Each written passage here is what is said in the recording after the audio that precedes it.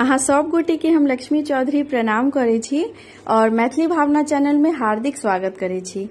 आई हम एकटा बटगबनी ल क उपस्थित भेलहुं हैं और आशा करे छी जे गीत अपने सब गोटे के नीक लागत।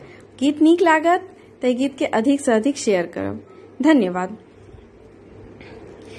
बहिना को नाक कटबै सावने राति अन्हरिया गे, पिया छैनो करिया गे ना।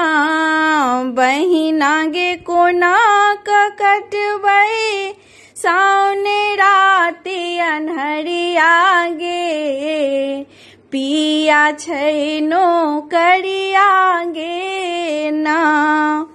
एक ताराती अन्हारी सूझैया ने दुआरी, एक ताराती अन्हारी सूझैया ने दुआरी, सूझैया नहीं दुआरी। बहिना गे कोना करहबै पिया के पलंगिया गे, पिया छैनो करिया गे ना। बहिना गे कोना करहबै पिया के पलंगिया गे, पिया छैनो करिया गे ना। बहिना गे कोना कटबै सावने राति अन्हरिया गे, पिया छैनो करिया गे ना।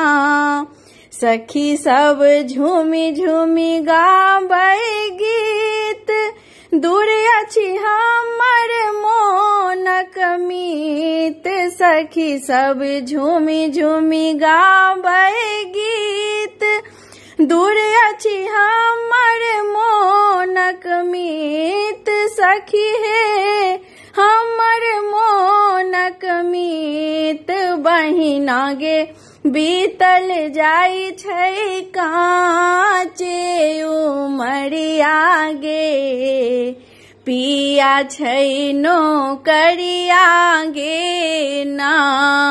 बहिना गे बीतल जाइ छै काचा उमरिया गे, पिया छैनो करिया गे ना। बहिना कोना कटबै सावने राति अन्हरिया गे, पिया छैनो करिया गे ना। पिया छैनो करिया गे ना।